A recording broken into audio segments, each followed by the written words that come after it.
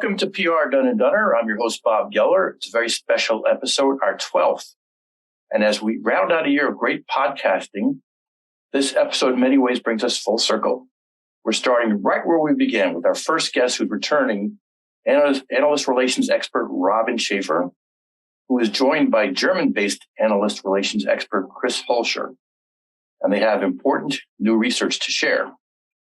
So without further ado, and I've been dying to say these words, welcome back to the show, Robin.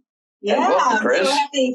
I'm so happy to be here, Bob. I've missed you, and it's nice to be back with your audience. So I think, as people know, I am a specialist in working with industry analysts. So I help companies when they have those relationships. And I particularly like working with startups because I think that startups have a huge opportunity to benefit from industry analysts. Absolutely. And Chris, would you say in some ways your experience mirrors Robin's, but from the European side, or? Yeah, it's funny that when I got to know Robin, we were introduction. So where do you come from? And all that. And we figured out we have pretty much the same kind of journey behind us. We've both done lots of different things in B2B technology companies at the intersection between marketing, product development, strategy. Right. Organization and innovation management, and then over time graduated, so to say, into the space of analyst relations, and that on two different continents, but both then ending up with analyst relations, and that's quite funny, I think. Yeah, and then I think what's even funnier is that both of us, looking at the entire market, and vendors of all sizes work with analysts, but both of us have a special passion for working with startups. And looking at the very unique opportunities startups have that is really untapped to work with analysts. And we joined together to say, we need research on this. We need to really look at this. Well, it's a great follow-up to our last podcast, because when you were on, Robin, you spoke all about the ins and outs of a well-managed analyst relations programs and how to maximize the results of analyst relations, and they were great tips, very, very, very well received. But as I understand it now, you've engaged in a research effort with Chris, with the University of Edinburgh, which in many ways validates to what we discussed and adds additional information. Do you want to say a bit more about the research project? Yeah, Chris, why don't you? It was your brainchild. I joined on. So why don't you explain the research? More than happy to, and please stop me because I can talk about this forever. Well, as I said, I've been in analyst relations for more than 10 years, and one thing that I heard over and over again from the analyst side is that they really would love to speak more with the real innovators in the markets.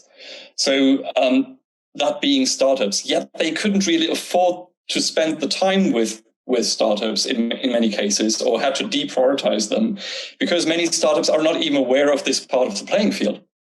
Now, and then if they are aware, they may have misconceptions about the entire concept.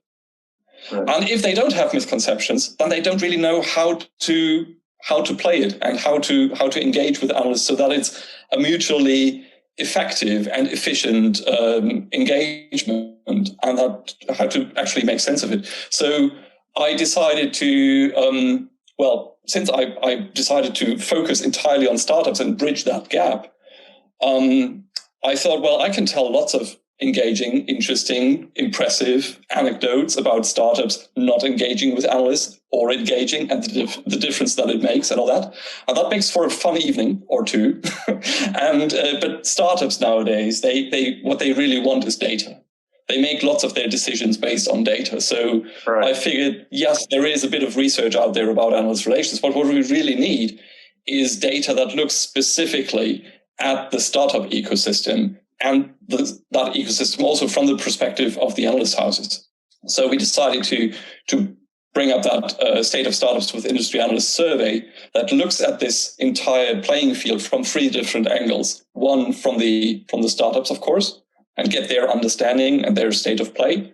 Then two, from the analyst side. So what do they think about how startups engage what works, what doesn't, what they need, what could be improved, and all that. And then thirdly, also, of course, from the ecosystem perspective, so the accelerators of this world, the venture capital firms, because they play a really, really important role for the startups in how they grow and how they, go through their first 10 years. And so we had 3 different surveys set up to look at the scenario from these 3 angles. So what was the connection with you, with Robin, with the university? And please maybe tell us a little bit more about Analyst Observatory, because it was a surprise to me that there's actually some kind of academic support for this. I can take that, Chris, because we were both very aware there are some, associations of analysts, relations people, and there are not a lot of, really, I think, any other academic institutions that look at this analyst ecosystem, the ecosystem between analysts and startups particularly, but all companies and the ecosystem. So the University of Edinburgh in their business school has actually a program and a analyst observatory that does research and studies the impact of analysts on the tech buying cycle. Interesting. So they've done different research, they sponsor different research, and they study and do papers on analysts. So they were a natural partner to reach out to when Chris and I came together and committed to doing this research. Yeah, and the particular way why they are so interesting for particular this research is that Professor Neil Pollock, who I've known for quite a while, who runs the Analyst Observatory, he's actually coming from the background not of marketing or PR, as one might think, but from the background of innovation management. So innovation management being super relevant for technology startups, of course. So he comes from the exact right angle to look at this entire topic. And that's why he was quick to come on board with the research and thought, well, that's a great idea. Well, how can I help? That's great. And is the observatory there in support of some kind of degree program, or who? Yeah, they actually have a PhD in industry analysts, a PhD program. That's amazing. That's wild. They have a strong program in innovation where the Analyst Observatory is wrapped into. So, yeah, they have they build that into their programs. Wow. I would imagine there's not too many of those, if there are any others in the world. I don't think there's that many. A place to go. Yeah. So tell us more about the research. I mean, who was surveyed? How did it all work? And then, of course, we'll get to the conclusions. But very interested in kind of like the mechanics of this first to understand more about how the research was conducted. Okay. So, Chris, do you want to go through that? Yeah, happy to. So we had first thoughts about it, and we got onto our first Google Meet or something, and then kind of a mind map exploded into all sorts of directions. What questions we want to ask? Who do we want to target? Who can we work with? Are there any contexts that we can use? And this quickly became quite wild, and it took us a long while to actually get down to the 2 handful of questions that we wanted to ask and focus on with the 3 target audiences that we had. And we made it so that the questionnaires would be related to each other. Of course, they had to be slightly different because, you would need to ask the question from a big angle. And not all questions make sense for everyone. So we ended up with slightly different numbers of questions, but they're roughly in the ballpark of 10 to 15 questions. So relatively compact, because we are also aware that this is a topic that not too many people know about. So we can't make this a 2-hour survey that you need to complete. It has to be short and sweet. So, and preparing something that concise really took a long time. A lot of thinking. How do we phrase that question? Was it? I said I could imagine. So, how many did you survey? We end up with around about 500 participants. Was there a fairly good conversion rate between those you asked? I can imagine. Nobody likes surveys, right? Who likes to fill out surveys? We have a lot of work to get and generate those responses, because the problem is if you don't know anything, if you're a startup and you don't know anything about analysts, you're not likely to respond to a request to fill out a survey. So it took us a lot of work and a lot of outreach and a lot of organizational gyrations to get the responses. And what were they sent by email? A really cool thing, though, is with all this challenge, startups don't have time for anything. Many startups don't know about the topic, as Robin just said, still get them to do the survey. We ended up with roughly a 50-50 ratio of startups who actually had knowledge about analyst relations and those who didn't know what it was. Which we're really happy with. Yeah. Absolutely. And this portion of people not knowing about analyst relations was really important for us because it helped us, put things into perspective. We don't just want to do this to celebrate something. No. We want to get the entire picture, the 360 degrees. And so that was really, really important for us. And I'm delighted that it turned out that way. Was there consistency in the job titles? Was it C-suite? Was it a mix of job titles? Good point. I must say I don't quite know. We didn't ask for job titles. We asked for people that were, in the leadership team of the company that could address these questions, but we actually didn't capture their job title or level in the survey, in the research. Was there a good mix amongst the segments, startups versus analysts versus investors or accelerators? What does that 500 represent? Kind of. Startups and analysts was pretty much, there's almost like 60-40 or something. And we had relatively few accelerators and VCs participate. And we hope to change that in the future. However, the ones who did participate, they represent, of course, hundreds and thousands of startups. And they were very engaged and very interested. So, and again, some who knew about analyst relations and who do practice it and who do help their startups take advantage of it in a more or less systematic way. And then others who said, well, I have no idea, but this seems relevant and I want to at least participate to get hold of the results and learn something from it and then potentially qualify it for my audience and use it. So, Yep. Okay. Makes sense. Yeah, I was joking with Robin the last time around that if PR is poorly understood, analysts and analyst relations is even less well understood. And I'd like to draw some parallels. I mean, I think PR is also sometimes hard to quantify and understand the value it returns. I'd imagine there's similar challenges for analyst relations. It's hard to put a number on it. I'd be interested to know about the results of the survey, as the audience, I'm sure, would love to hear. And maybe from the perspective of what were some of like the qualitative results, takeaways, and perhaps some tied to hard numbers that we can all kind of wrap our arms around.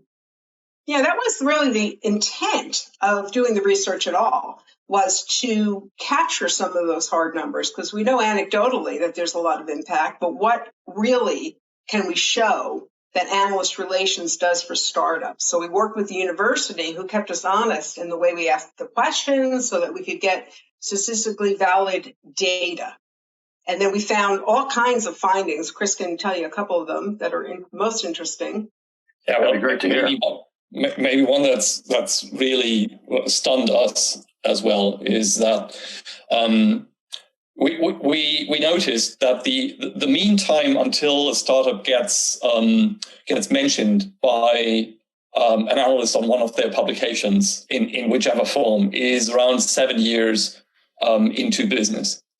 However, if startups engage with analysts early and practice that strategically and not with the expectation of a transactional relationship, but from the perspective of growing growing their understanding and making bolder decisions faster, they can bring that point forward by as much as 4 years. Wow. Because we found that some startups got mentioned then after 3 years or even earlier than that by the analyst houses, depending on how they engage with them. And as you know, I mean, in startup world, 4 years is about, you count that in dog years, Lifetime.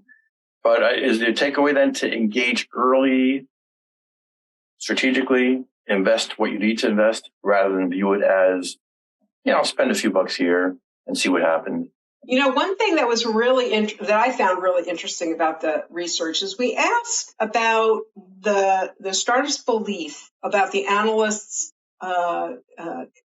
impartiality, knowledge, the kind of things that we hear a lot, that analysts are pay for play, they're not independent, and that's a common misperception. So it was very interesting is when we compared those answers, we asked them, how much they believed in these statements. We saw a direct correlation that said the more you worked with analysts, the more trustworthy, knowledgeable, and independent you found them, which means that this perception of people that are inexperienced changes as they actually work and experience the analysts. So this is a strong motivation for getting to know them and getting to experience them, so you can benefit from that, knowledge, independence, and trustworthiness. Wow, that's a great takeaway, and maybe the opposite of what one might expect. Were there other surprises that you determined in your research? Anything that jumped out as far as one thing I know Chris has a lot of them.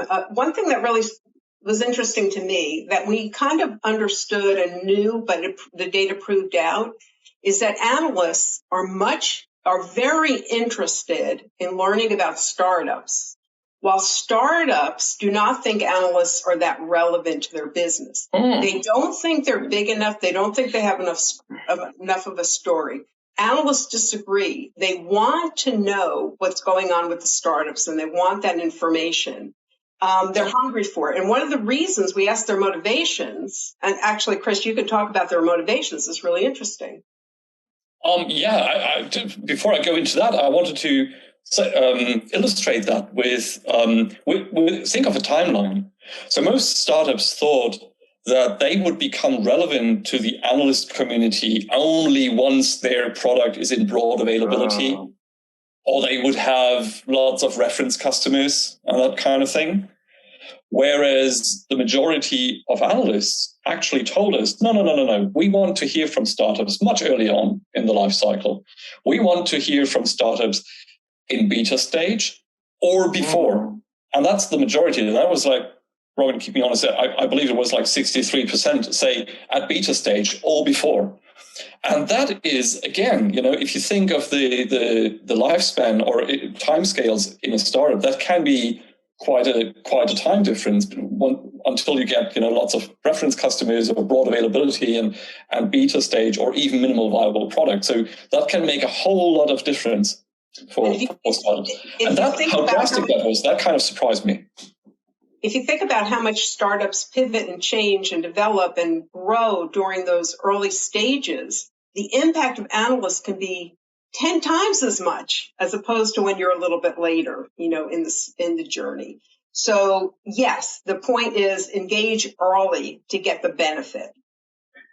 Interesting. And engage strategically. Don't think of it as a transactional thing. I pay you money, you give me X. That's not how it works. I've heard from a company who said, well, we spent so much with Gartner and nothing happened. Well, to me, that's the analogy is I've paid this expensive gym membership and look at me, nothing happened. So you have to go to the gym and exercise and do it. It's not enough to buy the Adidas shoe. You have to practice to play like, I don't know, Ronaldo or whoever. Exactly. You got to do it. You got to do it. You got to know how to do it. And it's nuanced, right? Yeah. Right. And I think you're probably not going to say it, but I'll say it for you. One of the big takeaways is use or work with people who understand how this works. Experts such as yourselves or internal team members who have that analytic relations expertise, and not lead necessarily with marketing or PR. They don't want to hear about hype. They don't want to, they want to really understand the business and the vision, I guess.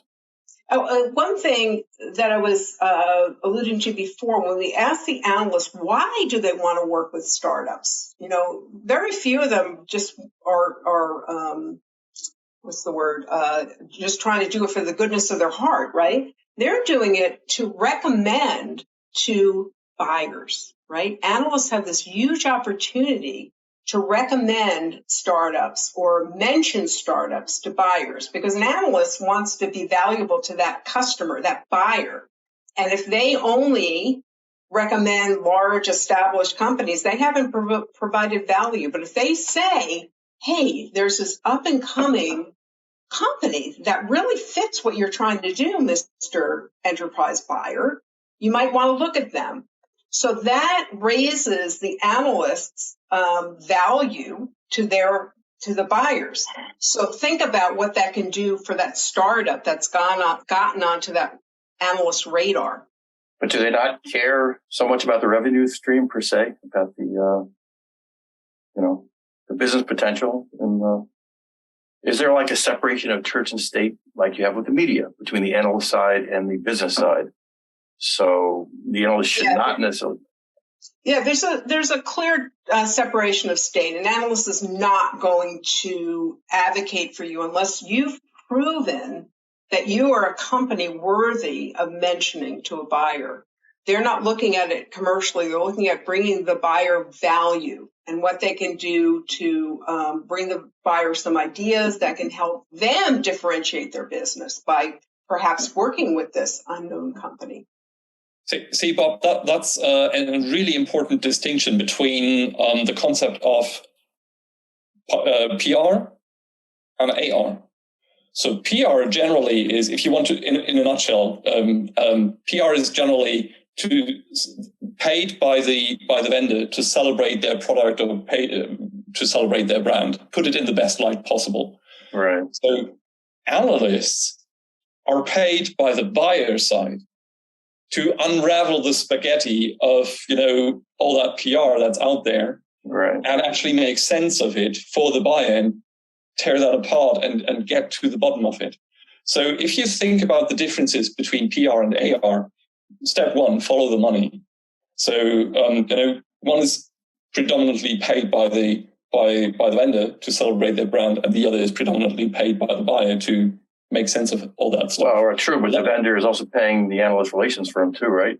That's a very important point. However, they're not paying for the recommendation. They're paying for the time that they can spend with the analyst to use them in their continuous product evolvement, go-to-market thinking, strategizing, whatever, to make the best possible decisions. And to use you have to consider an analyst, they have probably 1,000 to 2,000 interactions with all sorts of vendors and all sorts of buyers in that specific market space per year, a single analyst. Think of that breadth and depth of insight that this person gets and that intimacy that they're getting with your potential audiences. So getting access to that insight, and they have to be impartial because otherwise they can delete their account. They can, they're burning their business model if they are not impartial. But you can't say they're not biased. Some of them have bias. They have agenda. They have theories. Yes. They have philosophies. They have religions. They have, Absolutely, they will be biased, and you know what? They're biased to the players that they actually know about. Right. Ideally. And one interesting point is that one misconception is if you want to get on an analyst's radar, be covered by an analyst, be in a publication like a Magic Quadrant people are aware of, or a cool vendor report from Gartner, it doesn't cost you anything. You can get on their radar by briefing them, but that's only a piece of the value you can get.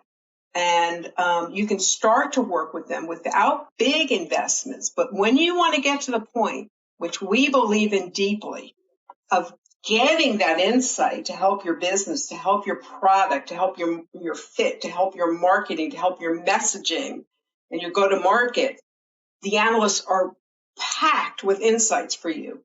They don't give that for free. You have to spend time with them to get all that insight. And that costs money, but getting rated as a positive vendor doesn't cost you anything. Right. So that's the misconception that's in the market. Well, it does cost you. It does cost your time, your energy, your intelligence, your engagement, and that shouldn't be underestimated. But that is very, very, very productive. Now, yeah. So I don't want to come across as celebrating this because there will be startups in the B2B technology field or generally startups who are just not relevant to the analyst research. Totally. Or, and they might be in the field of play that they don't look at or whatever. Or their end buyers are typically not engaging with analysts or whatever. So I'm not saying that we're not saying this is for everybody. Absolutely not. But you should absolutely do have it on your radar and understand that there is this part of the playing field and qualify for yourself the relevance that you'll have in it or they will have in your future and just know that so that you're not outplayed on a part of the playing field that you don't even know about. You have to know your space and your space is going to determine the plan. The point is also, this is going on whether, you're on the field or not. It's, you cannot just say this doesn't happen for me, For sure. Well, it might be interesting to also study the influence. How influential are these analysts? I mean, I think the research assumes, and I know from working in the space that they are pretty influential as far as B2B tech buying, decision-making, and the media turn to them often. So we know they have influence. There's been several studies of the influence of analysts on enterprise buyers, right? Are these analyst firms influential in your buying decision? I am an enterprise buyer. I need to buy a financial system or I need to buy a security system. Do you go to analysts to help you make those decisions? And the answer is that the analysts are usually on the top 1 to 3, depending on the survey, of the most influential aspect of their buying decision. So we know from that data that they're influential, but how do they help startups is what we were looking at. 100%. Yeah.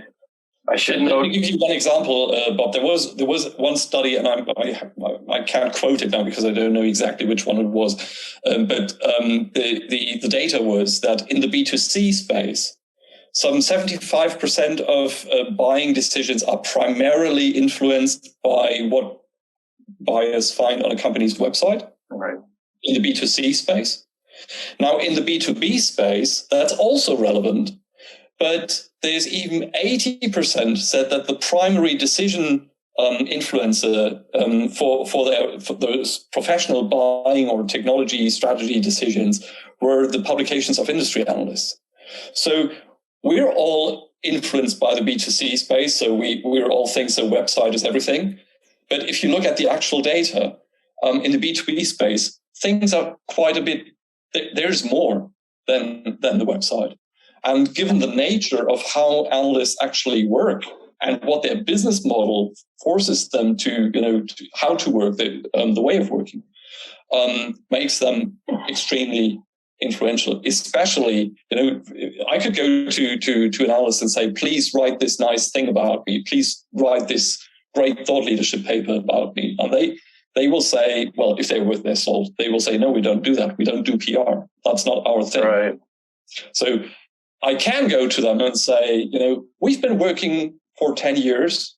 You know about our strategy. You know about our thinking. So we like to get this point across and want to write this thought leadership paper. Would you help us find the right words to do that? And to speak to the audience in a way that the audience best understands in your biggest perception of the market, and they will help you do that, and you do pay that. But they will probably then, if it would be an analyst published paper, they would probably not even mention your company, or they would probably not say all the nice things about you that you want them to say, because they will say, well, I get your point, But in order for this to be consistent with my research and my beliefs and my data and everything that I know about this market, I have to write this in a different way. And so that can be quite frustrating for a vendor, of course, because they like, to keep words in their mouths, but you won't get that. And my advice would be, and Robin's advice probably, if you run into a house that would do this, that would be pay for play, that would offer these kind of things, our recommendation would be run away. Run away. Well, we know there are some like that. I don't know if we have to get specific names, but we've been around the block. And it's fair, but it's a different business model. So just be aware of what you really want to buy. That makes sense. I should note that in the research, there was some peeves about PR and PR and marketing-led analyst relations programs. Let the record reflect, and the team will get very mad at me if I don't say this, that we practice analyst relations as well. And we try to help our clients do this in a very non-hypey way, a very strategic way. We work, we have a seat at the table generally to C-level. It's a startup. And we try to do it in a smart way as well. What is coming up? So I understand this is the first of what will be a biannual series of reports. Is that correct? Yes. Yeah, that's what we're thinking. So this is the first installation of it, but the feedback has been so enthusiastic from all the three sides, and that we are thinking to run this on a biannual basis. And also, we want to amend the core set of questions that we have now defined with a special focus set of questions in each of the following reports. So one, I imagine that would be the follow-up question. Sure. One would be, which analyst houses have you actually worked with? And which of their products and services have you taken advantage of? And how's your value perception specifically of that house, that offering, that startup program that you could tap into? And so we get a feel for which analyst houses can, based on data, demonstrate a good perception with the startup community. Of course, we have our own perception and our own experience in what works well and what doesn't work so well and so on. But to get data would be really beneficial, I think. That's great. Anything else to say in closing, Chris or Robin? Do you think we've covered it pretty well? Oh, I wanted to acknowledge two companies that work with us to sponsor the survey. For sure. That are both real big names in the analyst relations world.